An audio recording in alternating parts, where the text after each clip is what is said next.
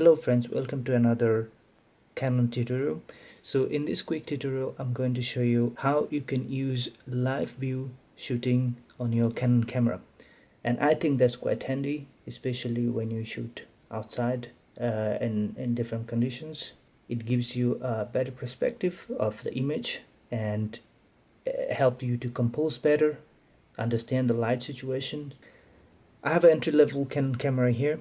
So first thing is that you need to enable the live view on your Canon camera. To do that, you need to go to the menu, and from there you have to come here, video icon here, and under that you will have the live view mode. You need to enable it. It might be disabled, and when you have it, you can go with whatever setting you prefer: manual, aperture priority, shutter priority, or whatever, or automatic.